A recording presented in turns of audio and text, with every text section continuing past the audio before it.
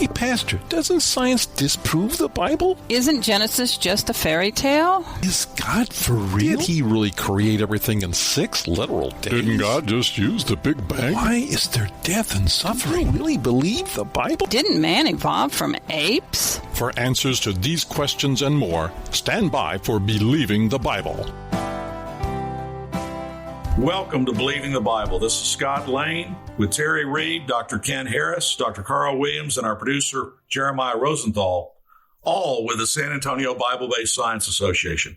We are here to reassure you can believe the Bible from the very first verse. Today, we want to talk about the defaithing of America. How did we get here? You know, a lot of people since COVID look around and they say, wow, this is not the country I grew up in. I don't even recognize this place anymore. And they think that it happened overnight. The truth of the matter is that it didn't happen overnight. It has been a long progression downhill. All of us who are 40 or more were taught in schools that America originally was a Christian nation, that the Pilgrims came here, the Quakers, etc., all came here for religious freedom. There's been a lot of attack on that recently, trying to rewrite history. Terry, you've commented on this. Was America originally a Christian nation? Well, yeah, our Constitution was based on the various state constitutions, which all explicitly talk about God. And the various state constitutions were based on the fundamental orders of Connecticut, which was by, I believe, a pastor named Thomas Hooker, who had a sermon from Deuteronomy. So we see that replete all over the place. The question we have here today before us, how did we get from a nation that in 1925 only creation could be taught in the public schools to 2006, where legally evolution today is the only thing that can be taught in public schools? From a Christian nation where we had a holy trinity of cases between 1850 and 1931, which explicitly stated, we are a Christian nation, to Barack Obama in 2009 telling Europe, as he did his apology tour, we are not a Christian nation. And incidentally, that's one of the few times I will ever agree with Barack Obama, because at this point today, we are completely secular. There are a lot of things that happened along the way.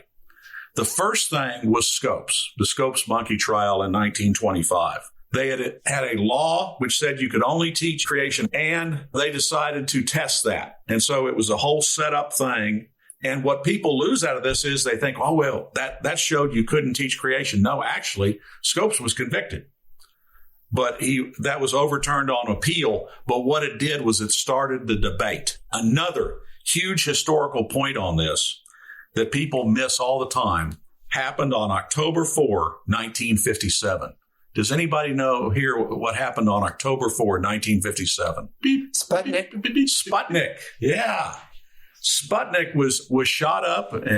All it was a beeping satellite circling the Earth, but it scared America to its core. It scared us to our core to where within the next 3 years, we decided here in America that we were behind the Russians in terms of science because they did it and we couldn't. And so over the next 3 years, we rewrote our textbooks with only pure science and throwing out any conjecture from the Bible as they thought. Now, guess what was the product as we went from about 2,000 words of evolution in the biology textbooks in 1957 to over 33,000 words on evolution as truth in 1960? Guess what happened, guys? Change from one religion to another.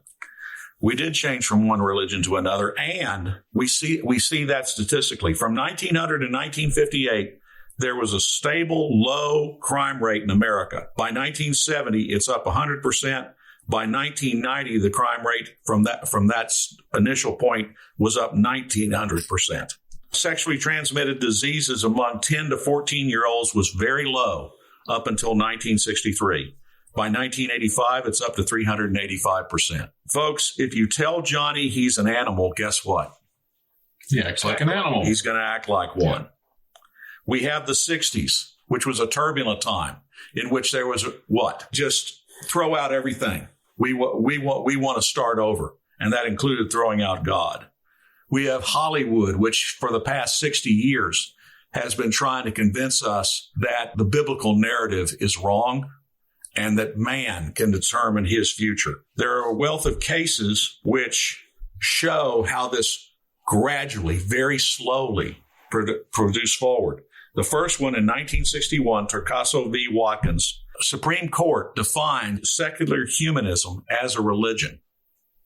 So it's getting recognized that man is his own God. Engel v. Vital in 1962 banned devotional prayers in schools. Abington versus Shemp, 1963, no devotional Bible reading. Murray versus Curlett in 1963, no Lord's Prayer. Epperson v. Arkansas in 1968 struck down a law forbidding evolution teaching because these laws, which had started during the time of the Scopes trial in the 20s, all the way up to 1968, were still on the books. We're going to continue with this thought in a moment. Right now, you're listening to Believing the Bible. This is Scott Lane with Terry Reed, Dr. Ken Harris, Dr. Carl Williams, and Jeremiah Rosenthal. If you would like to learn more, go to SABSA.org. That is SABBSA.org. There's some very interesting things that happened from these first sets of things that happened in the early 60s with not only Sputnik and the rewriting of secular textbooks, but also these cases when we took prayer and God out of the schools. You follow the next 2 decades with no prayer and no Bible reading. Premarital sex goes up 100%. Suicide goes up 250%. Divorce suddenly climbs 100% just in the next 2 decades. Drug use goes up by 500% during the following 2 decades. Violent crimes rise by 350% after we told Johnny that he was an animal. We come to Roe v. Wade in 1973. Yes, it legalized abortion. But guys, what were we saying in that? Women were taught that the fetus was still in the fish stage up through the first trimester. Therefore, it was just evolving. It wasn't truly human yet. That was the excuse, but that's the technical excuse. What the Supreme Court basically said there is God is not the authority over life. We are. Daniel v. Waters, 1975, struck down balanced treatment laws. What you had in the 70s, and as a response to the 1968 ruling that you could no longer have laws forbidding the teaching of evolution in schools, was you had a reaction by different states which started balanced treatment laws that said, okay, if you want to teach evolution, fantastic, but you also have to balance that by teaching creation. These laws for the next 20 years will come under scrutiny. In McLean v. Arkansas in 1982, which some people called the Scopes II trial, a balanced treatment law in Arkansas was struck down. In Edwards v. Aguilar in 1987, a similar Louisiana balanced treatment law was brought to the Supreme Court, and they struck it down. And this is where we got the concept that we've been fighting ever since. In that case, the Supreme Court said scientific creationism is not science because it came from Genesis. Not saying that it did not have scientific content, but simply because it came from the book of Genesis, it must be treated as religion. In Webster versus New Lenox, South Dakota in 1990, barred creation science because, again, they defined it as what? Religion. It's not just the courts that have been doing it. It's come from all facets. 2006, BC and AD have now become BCE, before Common Era, and CE, which is Common Era. You will find that in a lot of, fortunately not all, but a lot of the technical journals that they now use that. Folks, what are they trying to do when we go from BC AD to BCE CE? Eliminate Christ. We're trying to write Christ out of history. We haven't changed the calendar. It still starts supposedly with Christ's birth, even though we have that screwed up. But again, they're trying to write Christ out of history. Every year, we have nativity wars. What do I mean by nativity wars? Anytime a city tries to put a nativity scene in their city square, it's attacked by the ACLU or something similar. Mm-hmm. That's interesting. Do you know that our 2 branches of Congress start every day with what? Prayer. A prayer. They have a chaplain. The Sunday before the first Monday in October, when the Supreme Court is to come in session, they have a red mass in which they, the president and leaders, get together to pray over the decisions they're going to have. And yet we say that you can't have a nativity scene out in front. Today, 99% of Christmas programs, you will never hear the word Christ. It's just some magical thing that is occurring. Folks, do you think all of this just happened by accident? Did it happen overnight? No, it's been a 120-year to 80-year experience. And who do you think is the author, designer, and guider? Did God really say? Yeah, Satan himself. Yeah. I can see his footprints. I can see his handiwork here as he's trying to lead America to lose its faith. And sadly, we have. I am seeing some hopeful things today with the response of, you may or may not know it, but we've had a resurgence in church going since the Charlie Kirk assassination. We had that kind of resurgence during the time right after 9/11, but unfortunately that was short-lived. I hope and pray that we see a revival today and that this is thwarted.